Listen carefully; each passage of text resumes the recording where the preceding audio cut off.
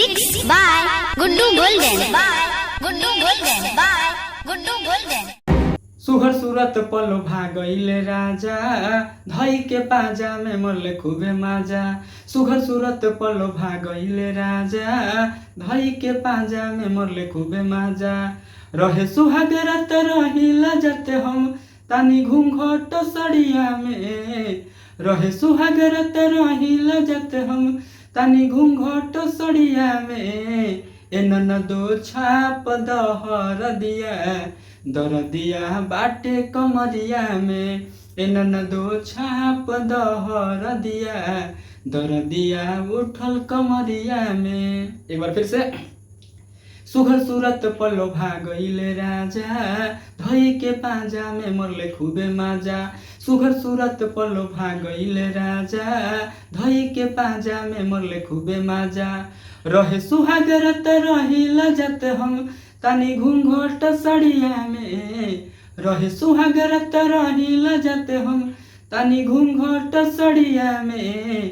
एनन दो छाप दहर दिया दर दिया बाटे कमरिया में।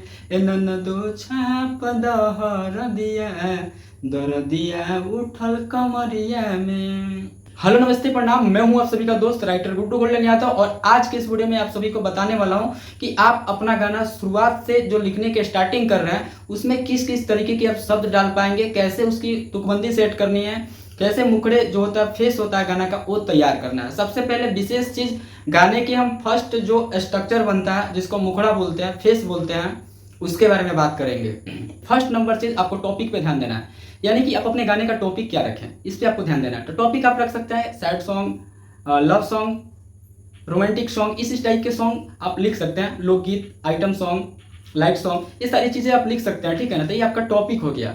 अब इस टॉपिक में अगर आप सैड सॉन्ग लिख रहे हैं, सपोज कीजिए कि आप रोमांटिक सॉन्ग लिख रहे हैं या सैड सॉन्ग लिख रहे हैं, तो रोमांटिक सॉन्ग लिख रहे हैं तो रोमांटिक सॉन्ग में आप सैड सॉन्ग के वर्ड का इस्तेमाल नहीं ना कीजिएगा, उसमें रोने गाने वाला रोमांटिक में इस्तेमाल नहीं ना कीजिएगा।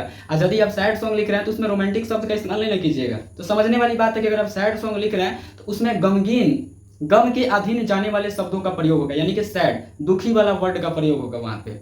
अगर आप लव सॉन्ग बना रहे हैं तो उसमें प्यार, प्रेम से भरा हुआ, मोहब्बत से भरा हुआ, इस टाइप का शब्द का प्रयोग वहां पे होगा जो खुशी वाली शब्द होगी। क्योंकि आप प्यार मोहब्बत वाली सॉन्ग बना रहे हैं तो उसमें खुशी झलकनी चाहिए, मोहब्बत भरी वर्ड, प्यार भरा वर्ड उसमें होना चाहिए।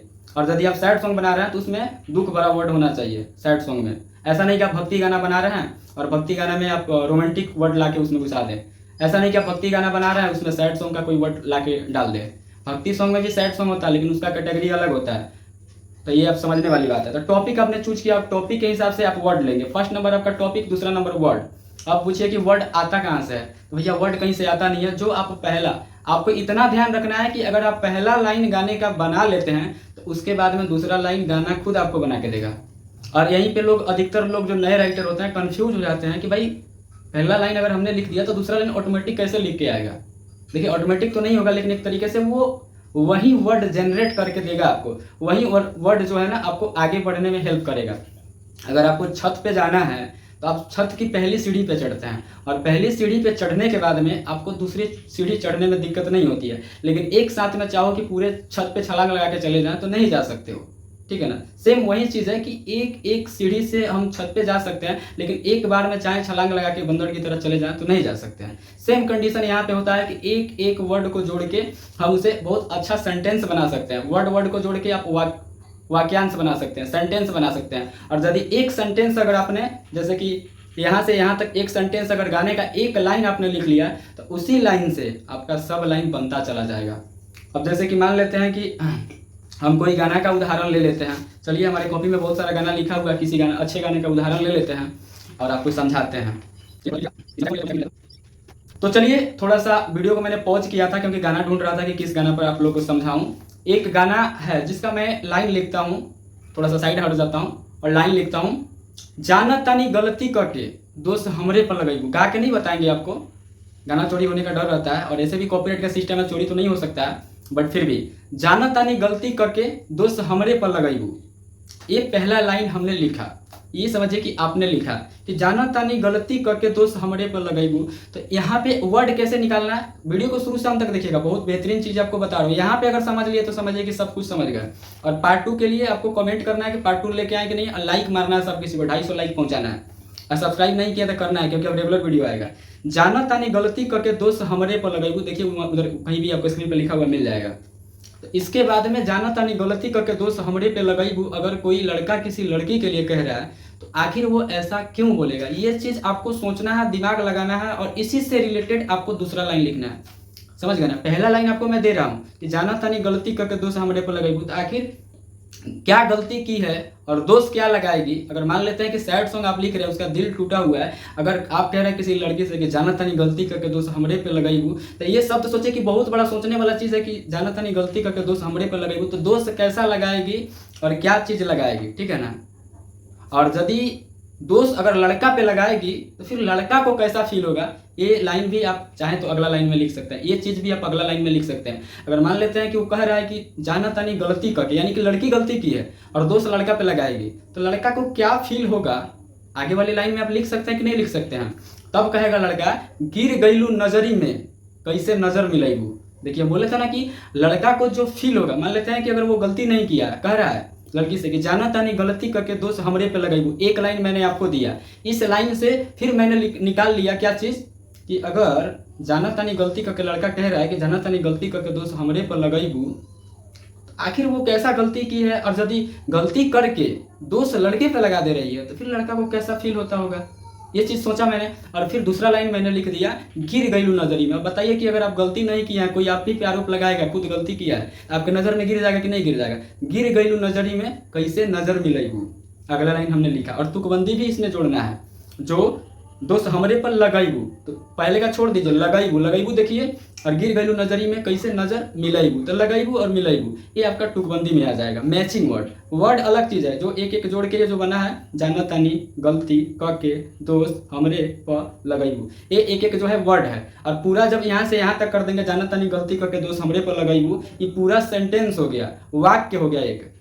और वर्ड क्या हो गया, जाना तानी गलती करके दोस्त हमरे, ये सब वर्ड हो गया, ठीक है ना। तो वर्ड और मैचिंग वर्ड में, तुकबंदी में और शब्द में, दोनों में अंतर है। शब्द हो गया एक एक जोड़ना है, और तुकबंदी हो गया कि जो लास्ट में, गाना के पहले लाइन के लास्ट में जो आएगा उसी से मिलता जुलता, सुनने में उसी जैसा लगने वाला शब्द जब आप दूसरे लाइन में लीजिएगा, तो ऊपर वाला, ऊपर का लास्ट वाला और नीचे का लास्ट वाला, दोनों एक दूसरे से सुनने में एक जैसा लगने वाला शब्द होना चाहिए। जैसे राम, आम, काम, श्याम, घनश्याम, इस टाइप का होना चाहिए।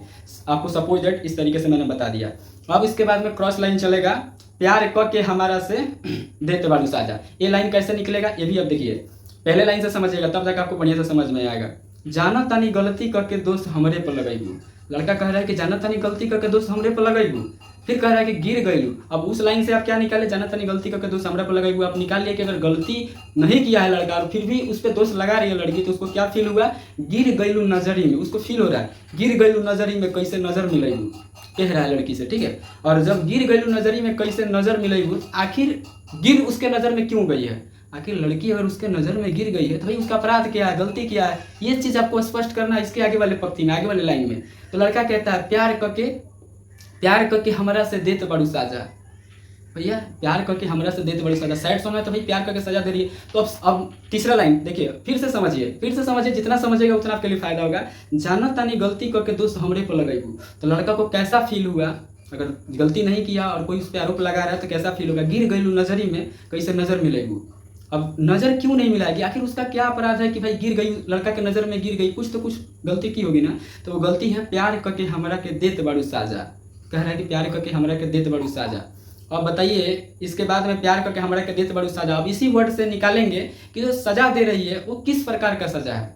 अगर सजा दे रही है तो भाई सजा में कुछ होता है ना कि हम क्या सजा दे रही है, तो कह रहा है जाने खोल देलू हमरा खाती मौत के दरवाजा, प्यार करके हमरा के देत बड़ू साजा, जाने खोल देलू हमरा खाती मौत के दरवाजा। तो इसमें भी तुकबंदी आ गया, लास्ट में साजा और इधर दरवाजा, ठीक है ना। तो कह रहा है कि प्यार करके हमरा से देत बड़ू साजा और फिर कह रहा है जान खोल दिलू हमरा खातिर मौत के दरवाजा, यानी उसको सजा दिया कि मौत का दरवाजा उसके लिए खोल दिया। और यूनिक शब्दों का चयन भी इसी प्रकार से होता है। तो उम्मीद करते हैं दोस्तों ये वीडियो अच्छी लगी होगी, इसमें मैंने मुखड़ा के बारे में आपको बताया। इसी प्रकार से आप भी लिख सकते हैं। मेरे मोबाइल में स्टोरेज कमी है इसलिए इस वीडियो को यहीं पर स्टॉप करते हैं। अगर इसका पार्ट 2 चाहिए, इसका पार्ट 2 भी लेकर आएंगे। आप लोग बस 250 लाइक कर दीजिए।